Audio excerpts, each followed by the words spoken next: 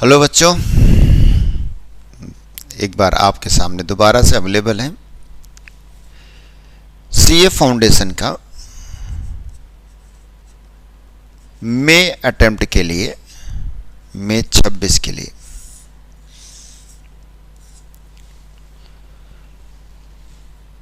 एक result oriented batch है।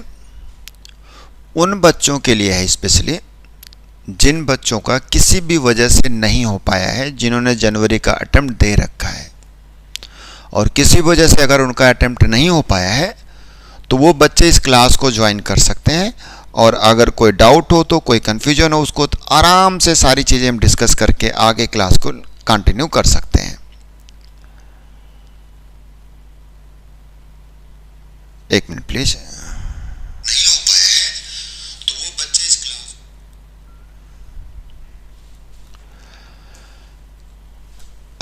एक प्रकार से आप इसके रिपीटर बैच कह सकते हैं, रिवीजन बैच कर सकते हैं, या कुछ भी आप जो नाम लेना चाहे कह सकते हैं। 20% सीए इंस्टीट्यूट फाउंडेशन का रिजल्ट है तो इसका मतलब 80% बच्चे तो सक्सेस नहीं हुए होंगे। 80% बच्चों में बहुत सारे ऐसे बच्चे हुए होंगे जिनका थोड़ा सा माइनस प्लस रह गया है। मतलब ये मान के चलिए कि उनके 150-60 से ऊपर नंबर होंगे, बट 200 उन्होंने क्रॉस नहीं किया होगा। तो ऐसे स्टूडेंट्स जिनके नंबर आसपास थे बट अनलकली वो नहीं हो पाए, उनके लिए एक प्रोविजन या प्रोसेस स्टार्ट करके लेके आ रहे हैं कि कम टाइम में उनके कंटेंट को कैसे मैक्सिमम तरीके से या मैक्सिमम एफर्ट करके या ज़्यादा से ज़्यादा करके उनको हम कंप्लीट कर सकें और उनमें जो थोड़ी बहुत कमियां रह गई थी उसको दूर कर सकें। कैसे दूर कर सकते हैं, क्या प्रोसीजर है हम लोगों का? इस बैच में हम मान के चलते हैं कि हमें आपको 25 से 30 लेक्चर देने हैं। इतने ही लेक्चर का टारगेट है, 25 से 30 लेक्चर देने हैं। 25 से 30 लेक्चर में वो सारी चीज़ें जो आपसे के लिए बहुत ज़रूरी हैं, क्योंकि बहुत ज़्यादा बेसिक की ज़रूरत तो नहीं पड़ेगी, मैं मान के चलता हूँ वो सारी चीज़ें आपको आती हैं। और अगर वो बेसिक वाला चाहिए तो आप दूसरा प्रोसेस जो सितंबर अटेम्प्ट का बैच है उसको ज्वाइन कर सकते हैं। लेकिन जो बहुत ज़रूरी चीज़ें हैं, तो थोड़ी कॉम्प्लेक्स चीज़ें जिनको समझना थोड़ा आसान नहीं होता, उन सारी चीज़ों को यहाँ पे कंसिडर करेंगे। 25 से 30 क्लास में इसको कंप्लीट करेंगे। अगर आपका कोई बीच में डाउट आता है, कोई प्रॉब्लम आती है, तो उस डाउट्स पे और स्पेशल अटेंशन देंगे कि जिससे आपकी प्रॉब्लम को सॉल्व किया जा सके और आपके रिजल्ट को पॉजिटिव किया जा सके। 25 से 30 क्लास का प्रोविज़न है। मैं राकेश यादव इकोनॉमिक्स पढ़ाऊँगा स्टॉपर्स के प्लेटफॉर्म पे, और काफ़ी दिन से हम लोग मिलते रहे हैं। और उसके लिए एक टाइम टेबल डिस्कस करना पड़ेगा कि कौन सा क्लास कितने टाइम में कंप्लीट हो जाएगा। मान के चलिए कि आपको 15-16 क्लास में माइक्रो ख़त्म करनी है और 15-16 क्लास में ही आपको मैक्रो ख़त्म करना है। मैक्रो में तो बहुत सारा कंटेंट है सर, बहुत सारी यूनिट्स हैं, कैसे करेंगे वो हम अपने अकॉर्डिंग आपके साथ डिस्कस करके कर लेंगे। लेकिन 12 से 15 क्लास में माइक्रो कंप्लीट करना भी एक चैलेंजिंग जॉब है हम लोगों के लिए, हमारे लिए भी, आपके लिए भी। तो कोशिश करना है कि कैसे हम सारी चीज़ें कर सकते हैं और बहुत ज़्यादा टाइम नहीं लेने के, सीधे स्टार्ट करने पे आ जाएंगे। क्लास का टाइमिंग 2 बजे से लेकर 6 बजे के बीच में कभी भी होगा। 2 से 6 का आप टाइम प्रिपेयर करके रखिए। टीम में लॉ के लिए CS SK सर हैं, अकाउंट्स के लिए CM में भगवान लाल सर हैं, मैथ स्टेट्स के लिए आसिफ सर हैं, और इकोनॉमिक्स के लिए मैं अवेलेबल हूँ। ध्यान रहे, यहाँ पर मेन काम पढ़ना नहीं है, पढ़वाना है और आपके डाउट्स को मैक्सिमम कंप्लीट करना है। जितना ज़्यादा से ज़्यादा आपके पास डाउट होगा उतने ज़्यादा से ज़्यादा हम लोग उस चीज़ को सॉल्व कर पाएंगे, उस प्रॉब्लम को गेन कर पाएंगे और अपने ऑब्जेक्ट को अचीव कर पाएंगे। तो अगर मैं 25-30 क्लास में पूरा चैप्टर ख़त्म करना है तो हम स्टार्टिंग से करनी पड़ेगी, पहले चैप्टर से स्टार्ट करना पड़ेगा। और अगर हम पहले चैप्टर से स्टार्ट करते हैं तो पहला chapter introduction,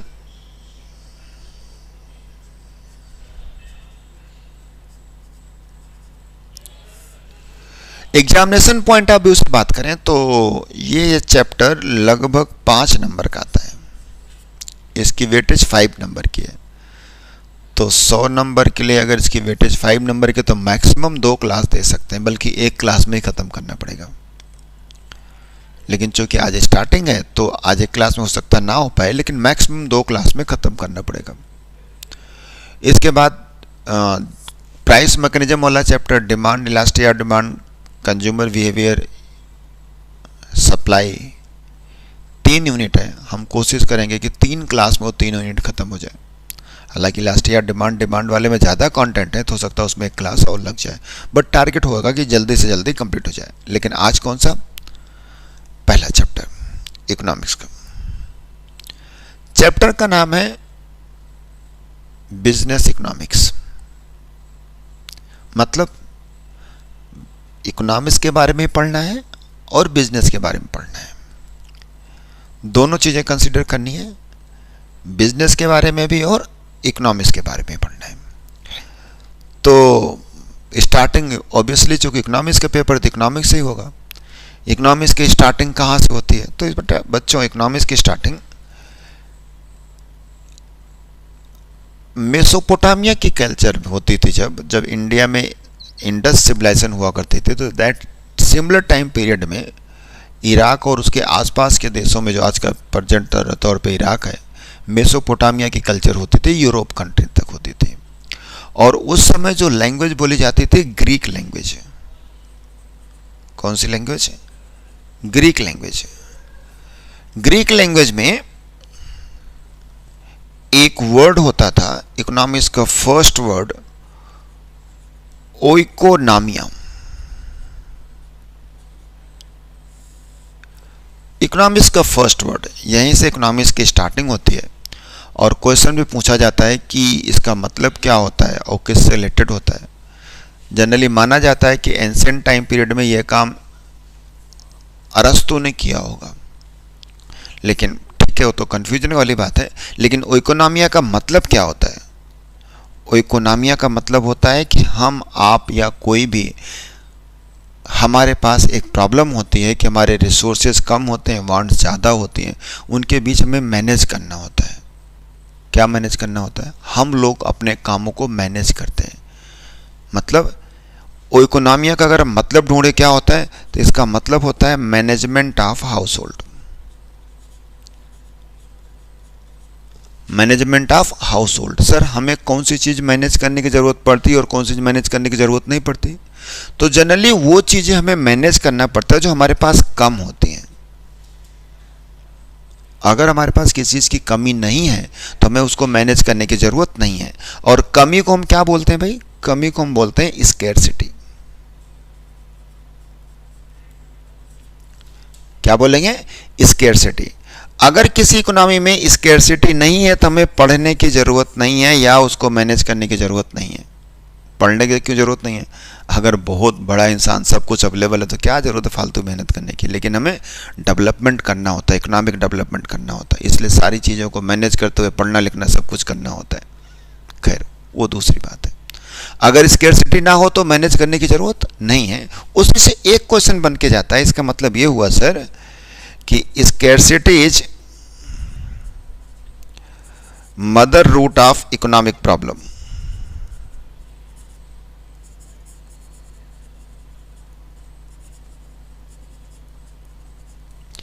scarcity is mother root of economic problem.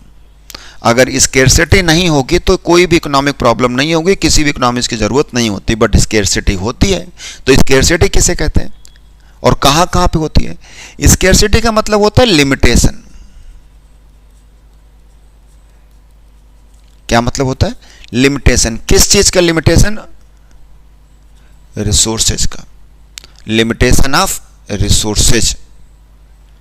तो क्या सबके पास रिसोर्सेज की कमी है? अगर हम कंपेयर करें तो डेवलप्ड इकोनॉमी में अमेरिका हो गया, इतना डेवलप्ड इकोनॉमी है, 32 ट्रिलियन जीडीपी, हमारी 4 ट्रिलियन जीडीपी होने वाली है, उसमें 140 करोड़ लोग हैं।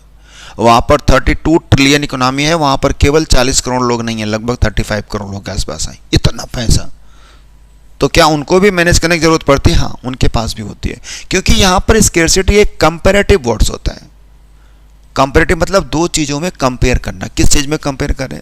यहाँ पर limitation of resources compare to human wants. Limitation of resources compare to human wants मतलब W more than R। Wants unlimited, resources limited, जिसको आपने रॉबिन्स ने आगे डिस्कस किया था। तो ये कहा क्या हर जगह W मोर देन R होता है? हर जगह स्कैरसिटी होती है? यस। इसी ने आपने कहा कि mother root of economic problem कहाँ कहाँ पे होती है? डेवलप्ड इकोनॉमी होगा तब भी होगी। आप MCQ देखेंगे तो पूछा गया क्वेश्चन।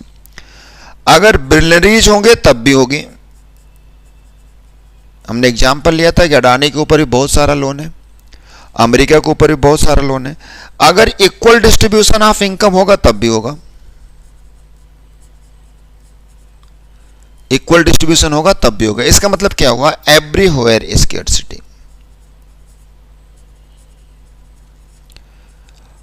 हर जगह स्कैरसिटी होती है। स्कैरसिटी हर जगह होती है। तो हमें क्या, जब वांट्स ऑलरेडी बहुत सारी अवेलेबल हैं, रिसोर्सेज कम है, तो मैनेज क्या करना पड़ेगा? रिसोर्सेज को। और जब उसको मैनेज करना पड़ेगा तो लैटिन वर्ड में एक वर्ड आ जाता है OQ प्लस नॉमस, जिसका क्या मतलब होता है? Management of limited resources.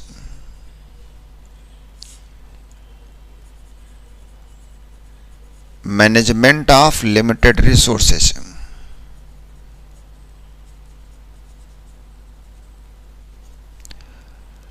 कहाँ कहाँ पे मैनेज करना पड़ता है? उसके जनरली दो तरह के पार्ट होते हैं। जैसे आपके पास जो पैसा होता है तो सारा पैसा आप काम पे ही खर्च करते हो क्या? नहीं, जरूरी नहीं है।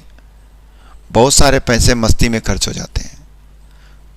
तो मस्ती का आप कंसीडर करोगे नहीं करोगे इकोनॉमिक्स में? बिल्कुल करेंगे, लेकिन उसको कुछ अलग नाम देंगे। क्या नाम देंगे?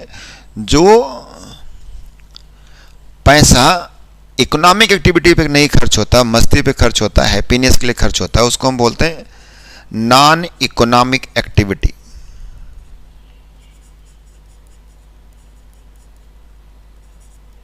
क्या बोलेंगे? Non economic activity. किस लिए खर्च होता है सर? हैप्पीनेस के लिए। हम कोई भी ऐसा काम करते हैं जिससे हमें क्या मिलती है? खुशियां मिलती हैं, और उस खुशियों के लिए हम काम करते हैं। वो फायदा नुकसान की बात नहीं होती, केवल हैप्पीनेस की बात होती है, प्लेजर की बात होती है। और कुछ चीजें जो हम करते हैं अपने बेनिफिट को कमाने के लिए, फायदा कमाने के लिए, उसको हम कहते हैं इकोनॉमिक एक्टिविटीज। सर जब इकोनॉमिक्स पढ़ रहे हैं तो नॉन इकोनॉमिक की बात क्यों कर रहे हैं आप? वो इसलिए कर रहा हूं क्योंकि पैसा तो नॉन इकोनॉमिक खर्च करते हैं, अपना इनकम भी तो खर्च करते हैं, इसलिए उसको हमें नॉन इकोनॉमिक की बात थोड़ी सी करनी पड़ेगी। यहाँ पर एग्जाम्पल क्या हो सकता है? अभी इंडिया का 2020 मैच हुआ, इंडिया जीत गई, आपने भी मैच देखा होगा। इसके पहले सेमीफाइनल वाला मैच था, कितने कांटे वाले मैच था, वो भी आपने देखा होगा। अच्छा, आपको कुछ बेनिफिट हुआ क्या उसको देखने से? नहीं। बर्बाद क्या हुआ? टाइम। टाइम इज मनी, वो भी आपका एक रिसोर्स का एक पार्ट है। तो उससे आपको क्या मिला? क्यों देख रहे थे? Happiness, satisfaction, pleasure. तो जहां पर ये सारी चीजें हैप्पीनेस के लिए सारी की जाती हैं उसको हम क्या बोलते हैं? Non economic activities. और जहां पर कोई इकोनॉमिक बेनिफिट मिलेगा, आप पढ़ोगे तो CA बनोगे, आपका भी इकोनॉमिक बेनिफिट है, मेरा भी बेनिफिट है, मुझे भी कुछ हो सकता है पैसा मिले। तो जो चीजें इकोनॉमिक बेनिफिट के लिए की जाएंगी, इकोनॉमिक बेनिफिट के लिए की जाएंगी, उसको हम क्या बोलेंगे? Economic activities. सर यहाँ पर NGO आते हैं? हाँ बिल्कुल आते हैं। Profit motive, non profit motive, दो तरह से इकोनॉमिक एक्टिविटी हो सकती है। कुछ फायदा कमाने के लिए, कुछ ब्रेक इवन पे काम करते हैं, सोशल वेलफेयर के लिए भी काम कर सकते हैं। तो यहाँ पर मतलब ये प्रॉफिट और नॉन प्रॉफिट दोनों हो सकते हैं, प्रॉफिट ऑर्गेनाइजेशन और नॉन प्रॉफिट ऑर्गेनाइजेशन, दोनों चीजें हो सकती हैं। सर ऐसा मैं क्यों कर रहा हूँ, नॉन प्रॉफिट की बात क्यों कर रहा हूँ? क्योंकि बहुत सारे NGO होते हैं, काम तो इकोनॉमिक का ही करते हो, लेकिन उनका काम प्रॉफिट कमाना नहीं होता है। आप CA बन गए, मैंने कहा यार मेरा ITR सबमिट कर दो, तो आप या तो पैसा नहीं लोगे या भाई ज़्यादा प्रोफेशनल हो जाओ तो लोगे भी, शायद कम लोगे। मतलब आपने बहुत सबसेट रेट मेरा काम कर दिया, तो कौन सी एक्टिविटी हुई?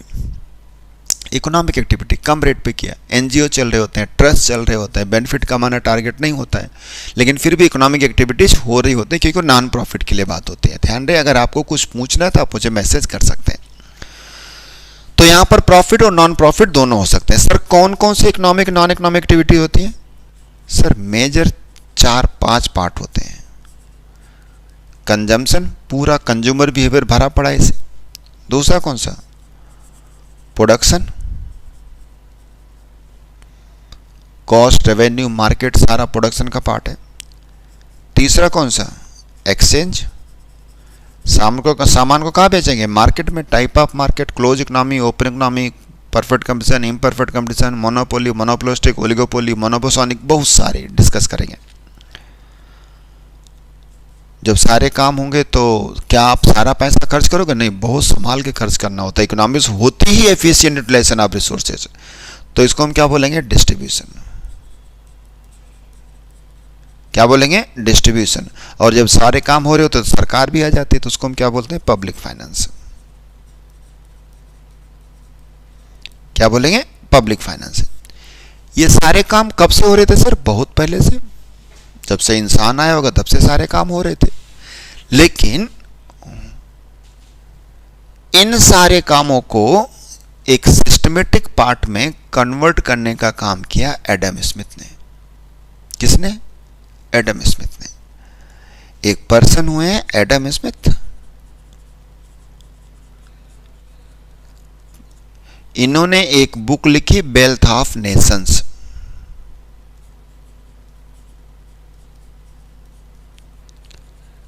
कब लिखी?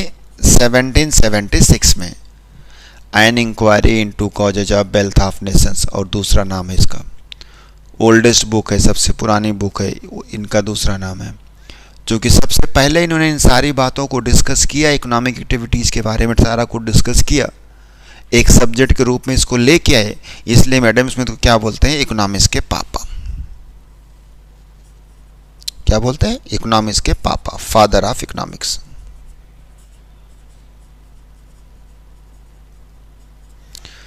थोड़ा सा इंट्रो में इकोनॉमिक्स का दे रहा हूं, बिजनेस इकोनॉमिक्स पे थोड़ी देर बाद आता हूं। इकोनॉमिक्स के पापा लिख दिया, बुक आ गई, वेल्थ ऑफ नेशंस। लेकिन हमने आपको अभी ये नहीं बताया इकोनॉमिक्स किसे कहते हैं। अगर हम बात करें कि इकोनॉमिक्स किसे कहते हैं, व्हाट इज इकोनॉमिक्स, तो थोड़ी सी कंट्रोवर्सी है यहाँ पर।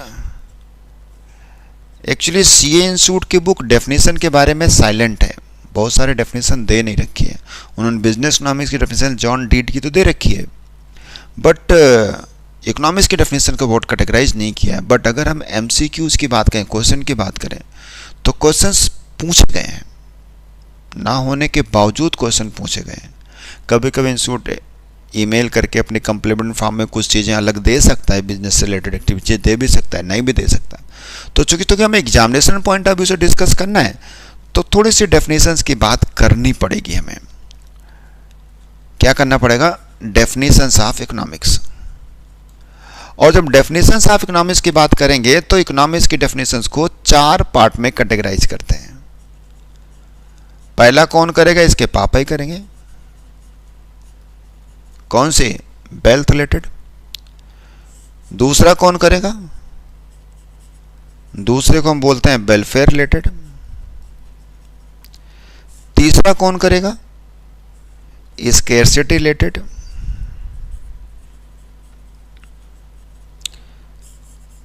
चौथा कौन सा? Growth related.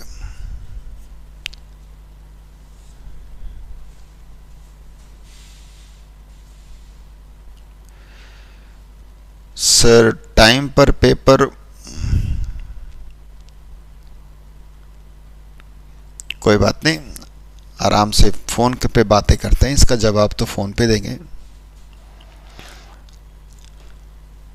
और टाइम पे पेपर हो जाए उसके लिए सबसे पहले हमें फॉलो कीजिए।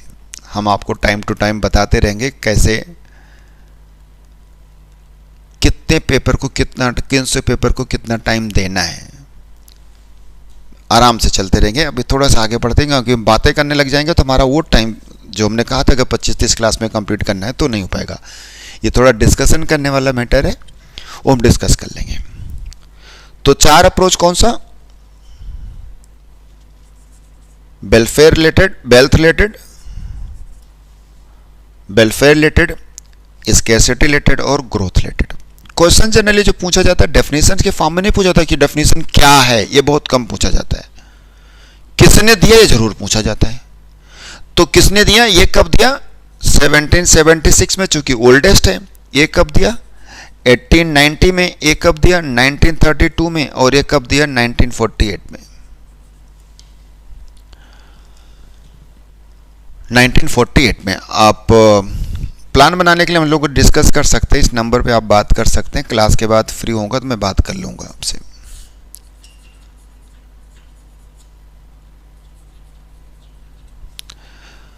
तो ये डेफिनेशन कब कब दी गई? तो यहां से एक क्वेश्चन और बन सकता है, सर ओल्डेस्ट डेफिनेशन कौन सी है, ओल्डेस्ट अप्रोच कौन सा होगा? Wealth related. मॉडर्न अप्रोच कौन सा होगा? Welfare related. दिया किसने था भाई? इसको देने वाले पर्सन का नाम तो एडम स्मिथ ही दे दे, इन्होंने डिफाइन किया था। वेलफेयर रिलेटेड किसने डिफाइन किया था? एल्फ्रेड मार्शल, इन्होंने डिफाइन किया था। स्कैर्सिटी रिलेटेड किसने डिफाइन किया था? लियोन रॉबिन्स, इन्होंने किया था। और इस ग्रोथ रिलेटेड किसने दिया था? P Samuelson. तो इसमें मॉडर्न अप्रोच ऑफ इकोनॉमिक्स कौन सा है? ग्रोथ रिलेटेड, पी सैमुअल्सन का। ओल्डेस्ट कौन सा है? एडम स्मिथ का। हमें कैसे पता? कुछ समय लेक्चर दे रहे थे क्या? 1776 में आए थे, वो बोले डेफिनेशन है नोट कर लो। नहीं, लेक्चर नहीं दे रहे थे, इन्होंने बुक पब्लिश की थी। क्या नाम था? अभी आपने पढ़ा, वेल्थ ऑफ नेशंस। और इन्होंने क्या, इनकी बुक का क्या नाम था? Principle of economics. इनकी बुक का क्या नाम था? The nature and significance of economics.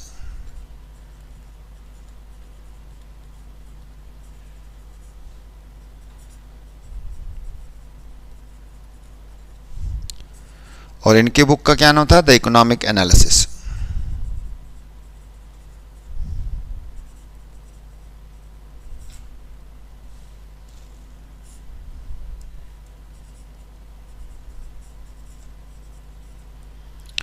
ये बुक का नाम था। इन टॉपिक पे उन्होंने डिस्कस किया था। ध्यान रहे, एमसीक्यू में बहुत डिटेल में नहीं जाएंगे, लिखने का काम तो कम से कम करेंगे, केवल पॉइंट आउट डिस्कस करेंगे, बाकी में समझने का काम कर देंगे। इनसे पूछा गया एडम स्मिथ से, तो इनके एक फॉलोअर हुआ करते थे, एक्चुअली इनसे रिलेटेड थे क्लासिकल इकोनॉमिस्ट। सारे क्लासिकल इकोनॉमिस्ट इनसे रिलेटेड इनसे बात को मानते थे। क्लासिकल इकोनॉमिक्स एक अप्रोच हुआ करता है, और उनमें से एक पर्सन का नाम था वाकर। उनसे पूछा गया इकोनॉमिक्स क्या होती है, तो सबसे सिंपल डेफिनेशन उन्होंने दे दी। क्या? Economics is science of wealth. Economics is the science of wealth. यह डेफिनेशन एडम स्मिथ की नहीं है, ध्यान रहे, किसकी है? वाकर की है। एडम स्मिथ से पूछा गया भाई क्या होती है, तो उन्होंने कहा economics is the science, economics is the science which can deal in wealth। Economics वो साइंस है जो वेल्थ के फॉर्म में डील कर सकती है। किसने? बुक में नहीं दे रखा है, बहुत डिटेल पे नहीं जाऊंगा, कंटेंट वही पूछेंगे जो हमने डिस्कस कर लिया, लेकिन एक बार थोड़ा सा आगे। मार्शल से पूछा गया इकोनॉमिक्स क्या होती है, तो इन्होंने कहा sir this is related to ordinary business of life. ये क्वेश्चन पूछा गया, ऑर्डिनरी बिजनेस ऑफ लाइफ, इसको हम क्या बोलते हैं? मैनकाइंड। मैनकाइंड मतलब इंसान का भला, दयालु कैसे हो सकता है। तो ये इकोनॉमिक्स आम लोगों की बात है, जिसमें हम आम इकोनॉमिक्स के बारे में बात करते हैं। इकोनॉमिक्स में भलाई के बारे में बात करते हैं। थोड़ा डिटेल एनालिसिस करें तो इन्होंने कहा कि one side economics study of wealth and another side study of welfare, but study of welfare is more important compare to study of wealth. Why? Because wealth is medium of welfare. हमारा main object welfare gain करना होता है, wealth केवल medium होता है, उसके through हम welfare को गेन, और भी तरीके हैं वेलफेयर गेन करने के, बट सबसे सिंपल तरीका वेल्थ के थ्रू होता है। तो इसलिए इकोनॉमिक्स में वेल्थ और वेलफेयर दोनों चीज़ों की बातें करते हैं। नेक्स्ट वन लियोन रॉबिन्स आते हैं। इनसे पूछा गया क्या होती है इकोनॉमिक्स। इन्होंने कहा economics is neutral between ends.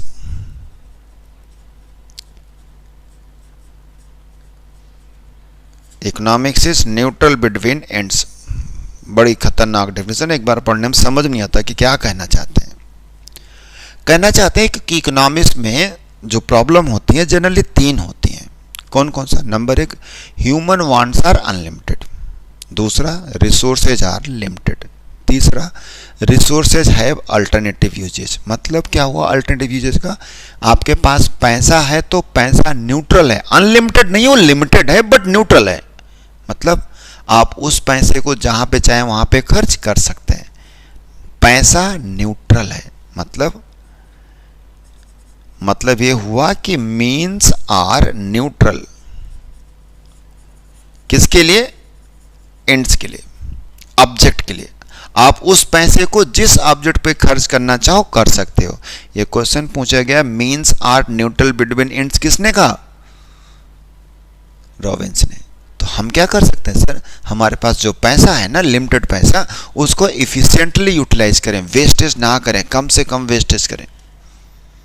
किसने कहा? लियोन रॉबिन्स ने। और इन्होंने ही पॉजिटिव इकोनॉमिक्स को प्रमोट किया, डेवलप किया। पॉजिटिव इकोनॉमिक्स क्या होती है आगे जब नेचर ऑफ इकोनॉमिक्स की बात करें तो वहां पे डिस्कस करेंगे। सैमुअल्सन ने कहा दो चीजें हमारे पास, W मोर देन R। मतलब वांट्स आर अनलिमिटेड,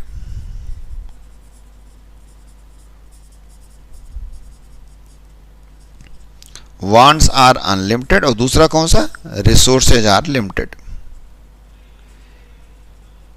ये मेन प्रॉब्लम है हमारी। मेन चीज यही है ना कि वांट्स अनलिमिटेड है, रिसोर्सेज लिमिटेड है। तो इसमें हम क्या कर सकते हैं? अगर कोई चीज, दो चीज में इम्बैलेंस है, एक बहुत बड़ा है एक बहुत छोटा है, तो उसका ऑप्शन ये है कि जो छोटा है उसको बड़ा कर दीजिए। मतलब आपने कहा वांट्स बड़ा है, रिसोर्सेज छोटा है, तो या तो रिसोर्सेज को बड़ा कर दीजिए या तो वांट्स को छोटा कर दीजिए। हमें क्या करना चाहिए? एक बार हम सीखते हैं हमें क्या करना चाहिए। अगर हम अपनी पौराणिक या एंशिएंट अप्रोच को डिस्कस करें तो वहां पर हमारे यहाँ सिखाया जाता है कि संतोषम परम सुखम, sacrification is best source of happiness. पता नहीं होता होगा, आज सैक्रिफिकेशन तो होता नहीं तो सेटिस्फैक्शन इंसान को कहाँ से मिलेगा। खैर, इसी बात को हमारी दादियाँ नानियाँ वगैरह बताती हैं, उतने पाँव पसारिए जितनी चादर हुए। मतलब ये कि अगर आप इनके बीच बैलेंस करना चाहते हैं तो आप रिसोर्स वांट्स को छोटा कीजिए। जितना वांट्स छोटा होगा उतना ही रिसोर्स, उतना ही आपको बैलेंस बन जाएगा। किसमें? वांट्स और रिसोर्सेज के बीच में। सैमुअल्सन कहते हैं जी नहीं, गलत बात है ये। क्यों? क्योंकि इन्होंने कहा कि अगर कोई पर्सन मान लीजिए बहुत लंबा करता है, हट्टा कट्टा है, तो इसकी स्ट्रेंथ है वीकनेस है? आई थिंक उसकी स्ट्रेंथ है। तो इंसान ने चादर बनाया या चादर ने इंसान बनाई? ये सर चादर की बात कहाँ से आ गई? वो हमें सिखाया जाता है ना कि उतने पाँव पसारे जितनी चादर हुए। तो इंसान चादर बनाता है, चादर इंसान को बनाता है? आई थिंक इंसान चादर को बनाता है। तो इंसान को चादर बड़ी करनी चाहिए, ना कि पैर छोटा करना चाहिए। मतलब ये कि आपको रिसोर्सेज को बढ़ाना चाहिए। आप CA CS CMA करने क्यों जाते हैं? प्रोफेशनल कोर्स करने क्यों जाते हैं? पढ़ाई क्यों करते हैं? क्योंकि रिसोर्सेज आपका बढ़ जाए, रिसोर्सेज की अपॉर्चुनिटी बढ़ जाए। और जैसे जैसे रिसोर्सेज की अपॉर्चुनिटी बढ़ेगी वैसे वैसे वांट्स और रिसोर्स के बीच जो इम्बैलेंस होगा वो कम होता जाएगा। किसने कहा? सैमुअल्सन ने। मैं तो कुछ कह ही नहीं रहा भाई। सर ये तो इकोनॉमिक्स की बात हो गई, तो बिजनेस इकोनॉमिक्स क्या है? बात करते हैं। एक टाइम होता है, एक कॉन्सेप्ट होता है इकोनॉमीज, आपने सुना होगा तो याद होगा, वरना मैं आपको बताता हूं। ध्यान रहे, इकोनॉमिक्स वाला नहीं है, इकोनॉमीज है। इकोनॉमिक्स के शुद्ध वर्ड की बात करें, उसका मतलब किफायती, मतलब efficient utilisation of resources. Efficient utilisation of resources, वो सारा प्रोसेस जिससे आप रिसोर्सेज को एफिशिएंटली यूटिलाइज कर सको। अच्छा, यूटिलाइज कौन करेगा? लैंड अपने आप को यूटिलाइज थोड़ी करेगी, कौन यूटिलाइज करेगा? ह्यूमन बींग्स करेंगे। कौन सा? ह्यूमन बींग्स करेंगे। किस लिए करेंगे? बिजनेस के लिए करेंगे। किसके लिए? बिजनेस के लिए करेंगे। इसका मतलब एक पर्सन कैसे रिसोर्सेज को पूरी तरह से यूटिलाइज करे अपने बिजनेस में। तो जब हम इकोनॉमिक्स के प्रिंसिपल को, इकोनॉमिक्स की थ्योरीज को लेके आते हैं बिजनेस में, तो उस कॉन्सेप्ट को क्या कहते हैं? Business economics.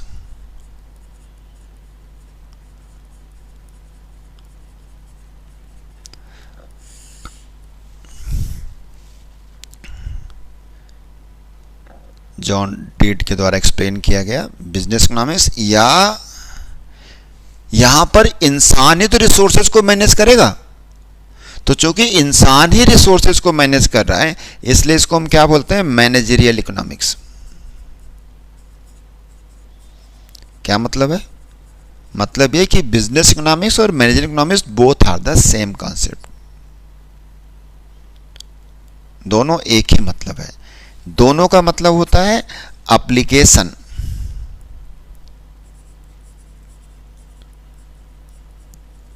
Application of principle of economics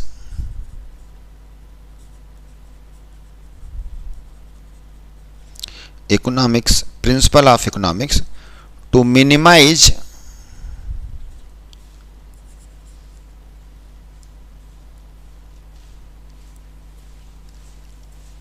resources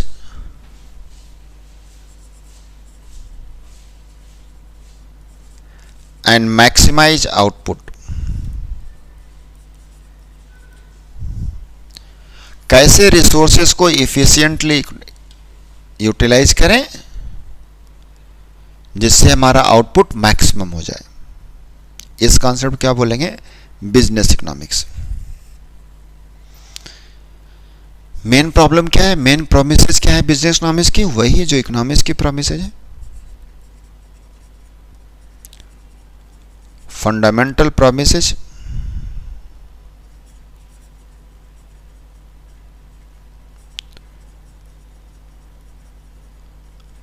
तीन बातें केवल। नंबर एक, कौन कौन सा?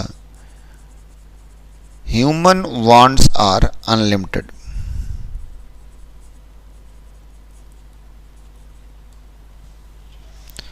ह्यूमन वांट्स अनलिमिटेड, इसका मतलब सारी वांट्स हम सेटिस्फाई नहीं कर सकते। All wants never completed. तुम सारा एफर्ट क्यों कर रहे हैं? क्योंकि पर्टिकुलर या प्रेफर्ड वांट्स कंप्लीट कर सकते हैं, सारी नहीं कर सकते, सारी कंप्लीट नहीं कर सकते, बट प्रेफर्ड वांट्स को कंप्लीट किया जा सकता है। दूसरा,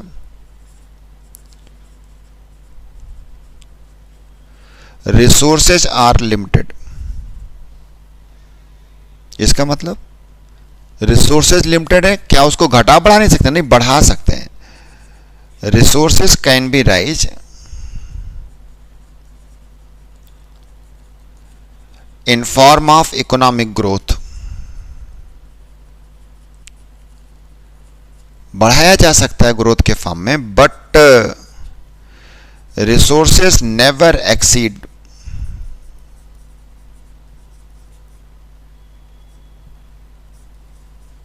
किससे? Human wants. इसलिए रिसोर्सेज को इफिशिएंटली यूटिलाइज करना है, वेस्टेज नहीं करना है। कैसे एफिशिएंटली यूटिलाइज करेंगे? क्योंकि उसके लिए तीसरा कॉन्सेप्ट है कि limited resources have alternative usage.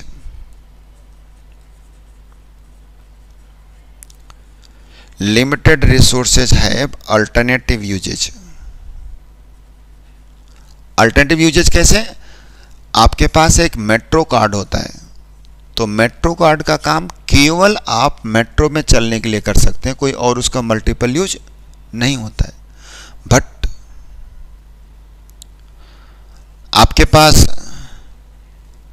पैसा होता है, कैश होता है, 1000, 500, 100 रुपये, 200 रुपये का नोट होता है, तो आप उसको जहाँ पे चाहे वहाँ पे यूज कर सकते हैं। इकोनॉमिक्स क्या बताती है? इसी बात को, efficient utilisation of resources. Efficient utilisation of resources किसके लिए? For economic growth and business. Business economics क्या बताती है कि कैसे आप अपने रिसोर्सेज को मैक्सिमम यूज कर सकते हैं। आगे चले, फीचर्स ऑफ बिजनेस इकोनॉमिक्स। क्या क्या फीचर्स होते हैं? Features of business economics.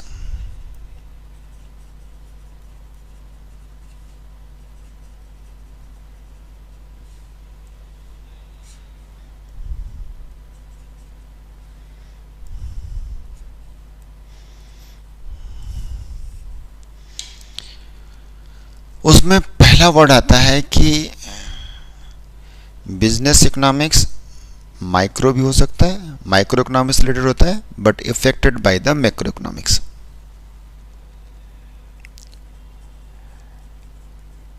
Business economics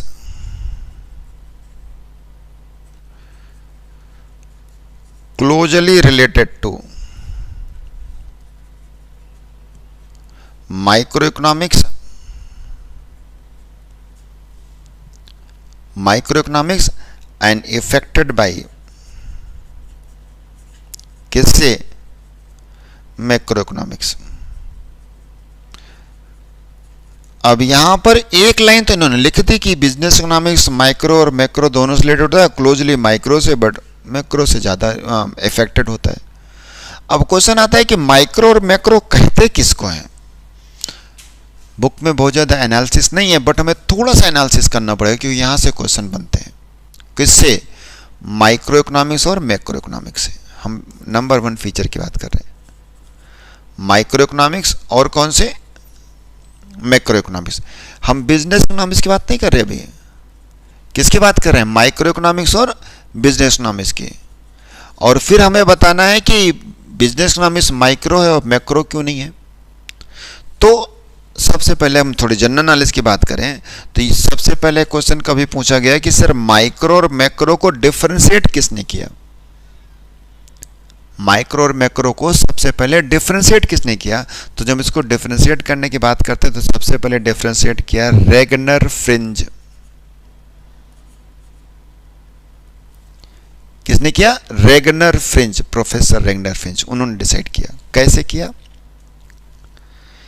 यहां पर लैटिन वर्ड में एक वर्ड होता है माइक्रा।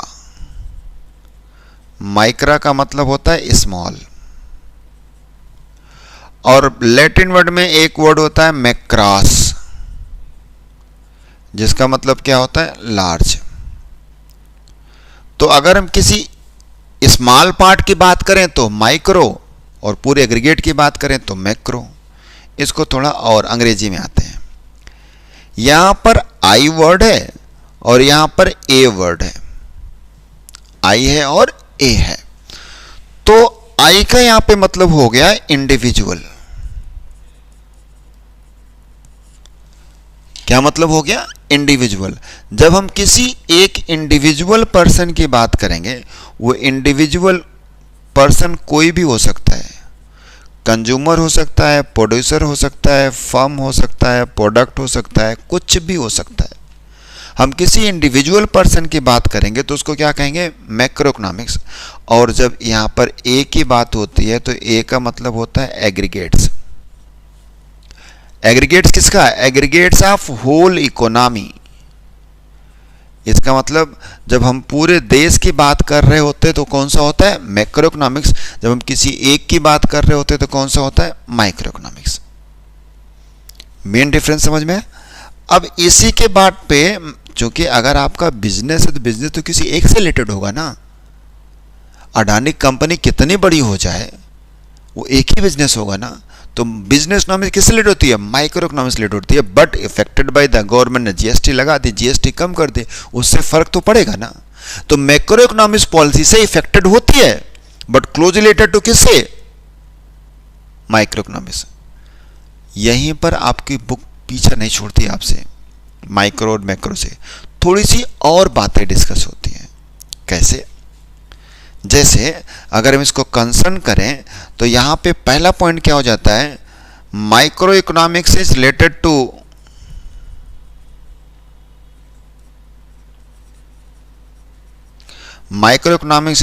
To individuals. किसी एक से रिलेटेड होता है, वो इंडिविजुअल, फर्म, प्रोडक्ट कुछ भी हो सकता है। और यहां पर macro economics related to whole economy.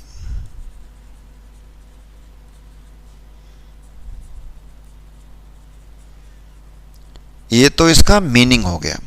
Question में एक चीज और पूछा जाता है, माइक्रो इकोनॉमिक्स को प्राइस थ्योरी भी कहते हैं। क्या कहते हैं, प्राइस थ्योरी। ये प्राइस थ्योरी कहने वाले जो पर्सन का नाम है अल्फ्रेड मार्शल है, उन्होंने कहा था। और मैक्रो को जनरल थ्योरी कहते हैं, ये कहने वाले जेम कीन्स का नाम था। बट चूंकि बुक इस मामले में साइलेंट है तो हम बुक के तो ऊपर नहीं जाएंगे, लेकिन ये तो ज़रूर बात करेंगे कि माइक्रो इकोनॉमिक्स किससे रिलेटेड होता है, कि उसको क्या बोलते हैं, प्राइस थ्योरी। कई बार क्वेश्चन पूछा गया। और मैक्रो इकोनॉमिक्स क्या बोलते हैं, जनरल थ्योरी। तो यहाँ पर micro economics is also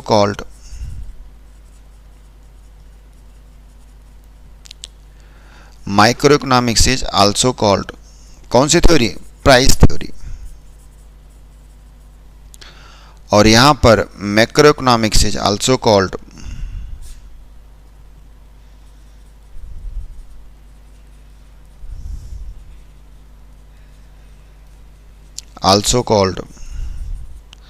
general theory. General theory किसकी, ऑफ इकोनॉमी, पूरे इकोनॉमी की या वर्ल्ड। सर ये क्या मतलब हो गया, एक्चुअली क्वेश्चन पूछा गया कि अगर हम ग्लोबल इकोनॉमी की बात करें तो माइक्रो में होगा या मैक्रो में होगा। तो वर्ल्ड या ग्लोबल इकोनॉमी भी किसका पार्ट होगा, मैक्रो इकोनॉमिक्स का पार्ट हो। तो मैक्रो से बड़ी है ना, हमारे देश से बड़ा ग्लोबल होता है ना भाई।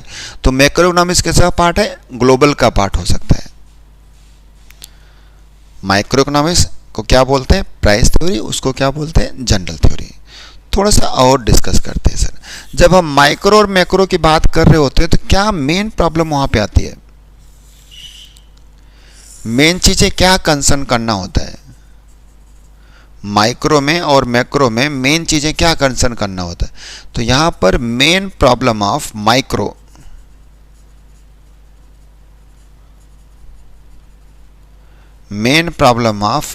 Economics is determination of price and output, determination of price and output of a firm या प्रोडक्ट। आपका बिजनेस है तो आप अपने बिजनेस से जो प्रोडक्ट प्रोड्यूस करोगे उसका प्राइस कितना होगा, कितनी क्वांटिटी प्रोड्यूस करोगे, कितना प्राइस होगा। क्या मतलब कर रहे हो सर, मतलब ये हुआ बेटा कि अगर आपने ज़्यादा क्वांटिटी प्रोड्यूस कर ली तो प्राइस कम हो जाएगा, और बहुत कम क्वांटिटी प्रोड्यूस की तो प्राइस ज़्यादा हो जाएगा। तो प्राइस को देखते हुए क्वांटिटी को कम या ज़्यादा करना है। तो दो चीज़ें कंसीडर करना है कि उस प्रोडक्ट का प्राइस और क्वांटिटी कितना होना चाहिए। ये मेन प्रॉब्लम होती है, ना तो बहुत ज़्यादा होना चाहिए ना तो बहुत कम होना चाहिए। तो मैक्रो में क्या होता है, मैक्रो में एक्चुअली दो मेजर एलिमेंट होते हैं, एग्रीगेट डिमांड और एग्रीगेट सप्लाई। तो दोनों के बीच इक्विलिब्रियम डिटरमाइन करना, जैसे यहाँ पर डिमांड और सप्लाई के बीच इक्विलिब्रियम डिटरमाइन करना होता है। प्राइस थ्योरी में क्या होता है, डिमांड और सप्लाई के थ्रू इक्विलिब्रियम डिसाइड करना होता है। वैसे मैक्रो इकोनॉमिक्स में एग्रीगेट डिमांड और एग्रीगेट सप्लाई के बीच इक्विलिब्रियम डिटरमाइन करना होता है। वो इक्विलिब्रियम अगर डिटरमाइन हो गया तो आपकी इकोनॉमी इन द इक्विलिब्रियम, ना इन्फ्लेशन ना डिफ्लेशन, केवल आपको जितना ग्रोथ चाहोगे उतना होता रहेगा। इसको वर्डिंग में क्या बोल सकते हैं, इसको बोलते हैं main problem of macro economics is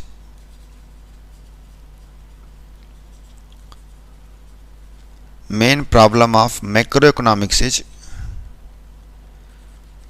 determination of national income equilibrium।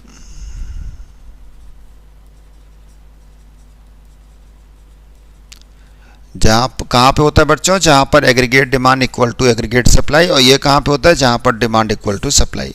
दोनों में क्या फ़र्क है, demand and supply of particular product, और वहां पर demand and supply of whole economy.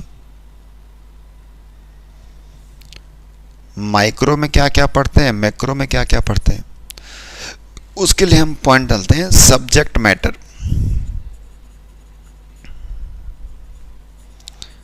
Subject matter of micro economics और subject matter of macro economics.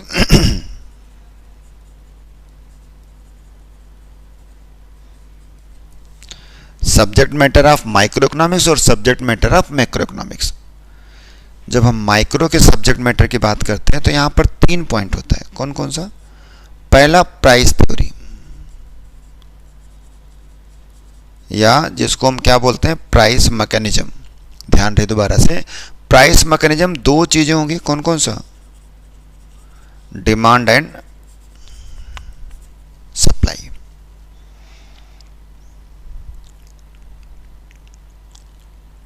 Demand and supply कैसे डिसाइड होगा, जहां पर डिमांड और सप्लाई आपस में बराबर होते हैं उसको क्या बोलते हैं, इक्विलिब्रियम प्राइस, और इस इक्विलिब्रियम प्राइस के डिटरमिनेशन के प्रोसेस को हम क्या बोलते हैं, प्राइस मैकेनिज्म। दूसरा फैक्टर प्राइसिंग। ये बिजनेस से कैसे रिलेटेड हो जाते हैं, आप जो बातें कर रहे हो इकोनॉमिक्स में कि business economics closely related to micro economics.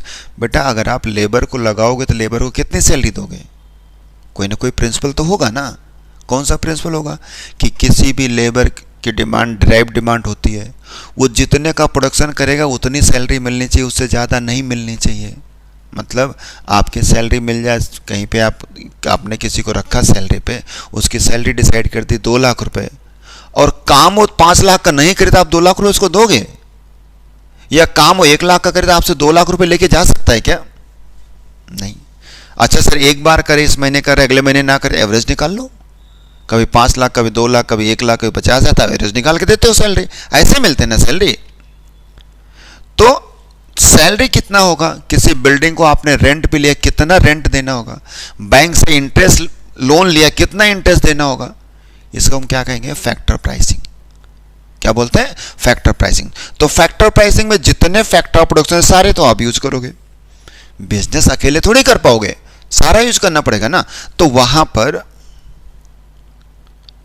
कौन कौन से factor of production, land, labour, capital, entrepreneur. Land को क्या पे करना है, रेंट। लेबर को क्या पे करना है, वेजेस। कैपिटल को क्या मिलेगा, इंटरेस्ट। एंटरप्रेन्योर क्या मिलेगा, प्रॉफिट या लॉस। पूरा बिजनेस इसी पे डिपेंड है कि प्रॉफिट का हिस्सा ज़्यादा से ज़्यादा होना चाहिए, बाकी लोगों को कम से कम मिलना चाहिए। किसी का बिल्डिंग आप किराए पे ले रहे हो तो चाहेगा कि हम रेंट ज़्यादा से ज़्यादा लें, आप क्या चाहोगे, कम से कम रेंट लें। तो मैक्सिमाइज क्या करना चाहोगे, प्रॉफिट ज़्यादा से ज़्यादा हो। तो फैक्टर प्राइसिंग किसका पार्ट है, माइक्रो इकोनॉमिक्स का। ये आपके बिजनेस में यूज होता है, इसलिए हमने कहा कि concern with micro economics but affected by the macro economics. और कौन सा, एक कॉन्सेप्ट होता है बच्चों इकोनॉमिक वेलफेयर, पीगू ने डिस्कस किया हुआ था आगे बहुत डिटेल में, बट यहाँ पे थोड़ा सा हम उसको माइक्रो लेवल पे लेके आएंगे।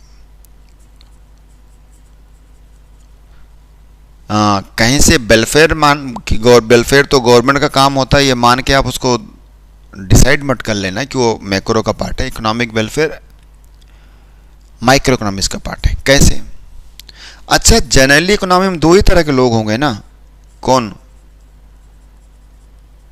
एक कंज्यूमर और दूसरा कौन? प्रोड्यूसर। कि गवर्नमेंट तो सबके लिए काम करती है तो वो तो मैक्रो में चली जाएगी। एक कंज्यूमर का ऑब्जेक्ट क्या होता है? Consumer equilibrium. और प्रोड्यूसर का ऑब्जेक्ट क्या होता है? Producer equilibrium. यहां पे इसका क्या काम होगा? Maximise utility. और यहां पे इसका क्या काम होगा? Maximise profit. आप अपनी कंपनी के मैनेजर हैं, बिजनेस इकोनॉमिक्स आपको आती है, आनी चाहिए, तो आप क्या चाहोगे कि खर्चा कम से कम हो, रेवेन्यू ज़्यादा से ज़्यादा है, मैक्सिमाइज इकोनॉमिक प्रॉफिट। बट आप कुछ खाने जाओगे तो आपको क्या चाहिए? पैसा कम से कम देना पड़े, सेटिस्फैक्शन ज़्यादा से ज़्यादा हो, इकोनॉमिक वेलफेयर, कंज्यूमर सेटिस्फैक्शन के फॉर्म में। जब हम subject matter of macro economics की बात करते हैं तो इसके दो कंपोनेंट होते हैं, एक एग्रीगेट डिमांड और दूसरा कौन सा? Aggregate supply. मैं मान के चलो थोड़ा सा कि आप लोग 12वीं पास हैं, तो अगर आप 12वीं पास है तो आपने एग्रीगेट डिमांड के कंपोनेंट्स पढ़े हुए हैं। कौन सा? Consumption C, I, G, X minus M.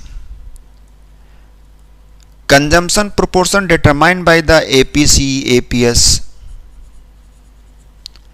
Investment determined by the rate of interest, जिसको हम कैपिटल फॉर्मेशन कहते हैं। ये गवर्नमेंट पॉलिसी में पूरा गवर्नमेंट बजट आ जाएगा। और गवर्नमेंट बजट जो बनाएगी किसी एक के लिए बनाएगी क्या? सबके लिए बनाती है। इसके दो पार्ट हो जाते हैं, गवर्नमेंट एक्सपेंडिचर और कौन सा? गवर्नमेंट रिसीव्स या टैक्स। तो इसका मतलब जितना भी टैक्सेशन से रिलेटेड पॉलिसीज होंगी वो आपके बिजनेस को इफेक्ट तो करेंगी, बट वो मैक्रो इकोनॉमिक्स का पार्ट होगा। तो इसलिए कहा गया business economics is closely related to micro economics but affected by the macro economics. Net export, जिसको हम एक्सपोर्ट एंड इंपोर्ट कहते हैं। अब नेट एक्सपोर्ट किसका? किसी एक पर्सन का क्या? नहीं, नेट एक्सपोर्ट पूरी कंट्री का नेट एक्सपोर्ट। अच्छा, नेट एक्सपोर्ट के बाद जब आपने लिए सामान का लेन देन करते हो ना, सामान का लेन देन किस में करोगे? इंटरेस्ट रेट से नहीं, एक्सचेंज रेट से। इसका मतलब यहां पर exchange rate. Exchange rate decide करता कुछ और फैक्टर्स को, क्या? Balance of payment and balance of trade. तो ये सारी किसकी बातें हो गई? एग्रीगेट डिमांड मतलब टोटल इकोनॉमी की बात हो रही है, और टोटल इकोनॉमी की बात हो रही है उसको हम क्या बोलेंगे? Macro economics. एग्रीगेट सप्लाई क्या होती है sir? Aggregate supply equal to जितना आपने प्रोडक्शन किया हुआ है मार्केट में उसकी सप्लाई करना, और जितना आपने मार्केट में प्रोडक्शन किया है सप्लाई करने के लिए उसको हम क्या बोलते हैं? Value of output. और उसको हम जनरल टर्म्स में कर लें तो वैल्यू ऑफ फाइनल आउटपुट। और जब वैल्यू ऑफ फाइनल आउटपुट की बात करेंगे इसका मतलब आप सीधे सीधे क्यों नहीं कह सकते आप नेशनल इनकम की बात कर रहे हैं? किसकी बात कर रहे हैं? नेशनल इनकम की बात कर रहे हैं, पर कैपिटा इनकम की बात कर रहे हैं। नेशनल इनकम में कई सारे एग्रीगेट्स पढ़े हैं आपने, एनडीपी, एफसीएनएमपी, जीडीपी, एफसीएनएमपी, एनएनपी, एफसी और एनपी, जीएनपी, एफसी और एमपी। ये सारे किसके पार्ट हैं? मैक्रो इकोनॉमिक्स के पार्ट हैं। दोबारा से कंसर्न क्या था हमारा कि business economics is related to micro economics but business economics affected by macroeconomics. GST आपके बिजनेस को इफेक्ट करेगी, कटु सत्य है, बट आपका बिजनेस घट रहा है या बढ़ रहा है वो बिजनेस इकोनॉमिक्स का पार्ट है, माइक्रो इकोनॉमिक्स का पार्ट है। इसलिए microeconomics closely related to business economics and macroeconomics policies effect on micro economics और बिजनेस इकोनॉमिक्स। पहला फीचर था क्या था कि बिजनेस इकोनॉमिक्स माइक्रो इकोनॉमिक्स से क्लोजली रिलेटेड होती है but affected by the macroeconomic policies. थोड़ा सा और आगे दूसरी फीचर्स पे बात करते हैं।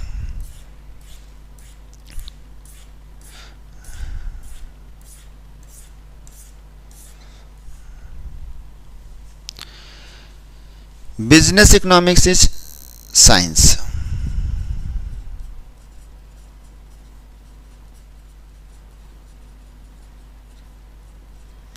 Is science. वो एक पार्ट होता है nature and significance of economics. तो बिजनेस इकोनॉमिक्स कौन सा होता है? साइंस होता है। साइंस क्या होता है? एक सिस्टमेटिक नॉलेज जहां पर results are based on causes.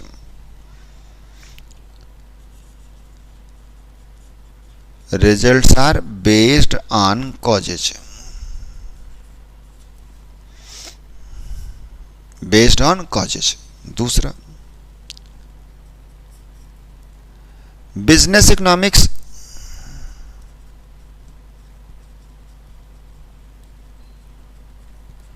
Is arts. Arts किसे कहते हैं? Solution of problem. Solution of problem, कैसे सॉल्यूशन करें, सॉल्व करें। इसको हम डिफाइन करें तो application of economics theories, application of economics theories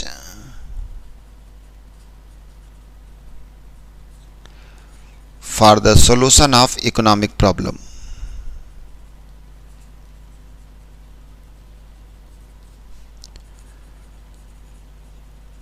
For the solution of economic problem, कैसे economic problem को solve करें based on what should be, उस प्रॉब्लम को इस तरह से सॉल्व करना चाहिए कि क्या होना चाहिए।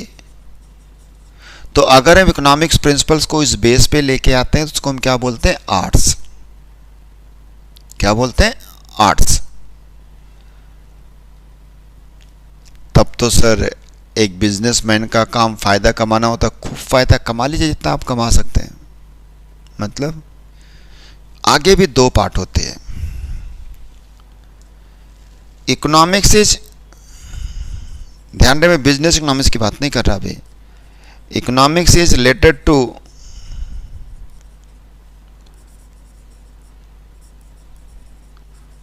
Positive economics and normative economics.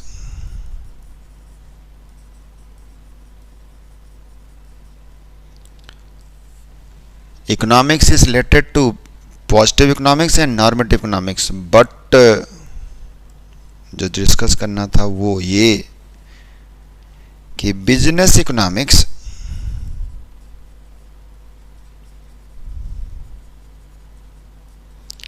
Is related to normative economics या normative science.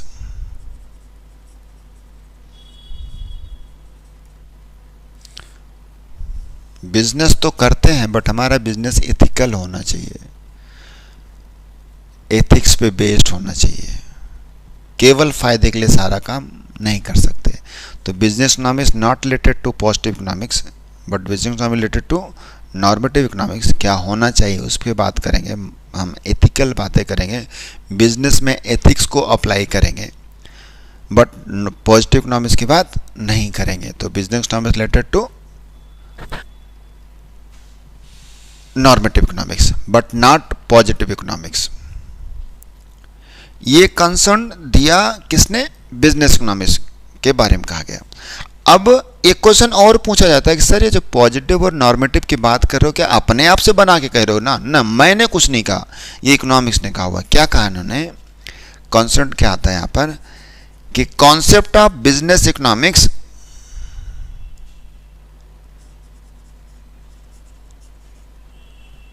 concept of positive economics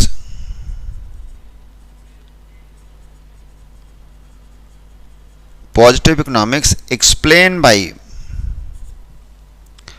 concept of positive economics explain by, कई बार पूछा गया, अगर आपने पढ़ा हुआ तो एक बार मैसेज करके बता सकते हैं। और यहां पर concept of normative economics,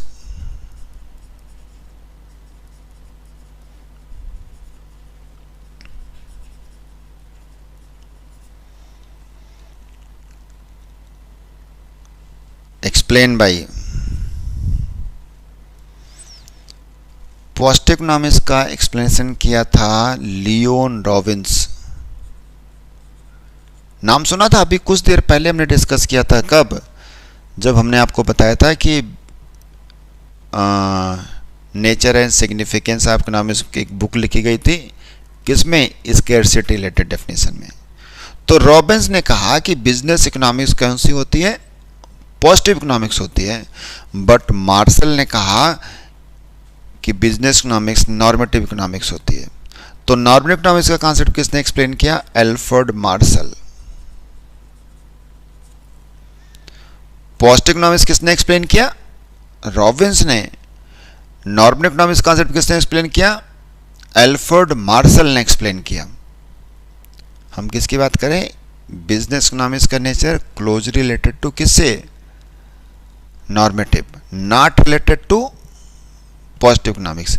but economics का कंसर्न की बात करें तो इकोनॉमिक्स साइंस भी है, इकोनॉमिक्स आर्ट्स भी है, इकोनॉमिक्स पॉजिटिव इकोनॉमिक्स भी है, इकोनॉमिक्स नॉर्मेटिव इकोनॉमिक्स भी है। बट बिजनेस इकोनॉमिक्स की बात करें तो बिजनेस इकोनॉमिक्स साइंस है, बिजनेस इकोनॉमिक्स आर्ट्स है, बिजनेस इकोनॉमिक्स नॉर्मेटिव साइंस है, पॉजिटिव साइंस नहीं है। क्योंकि हमें थोड़ा एथिकल नॉर्म्स को अप्लाई करना होता है। Business economics is practical.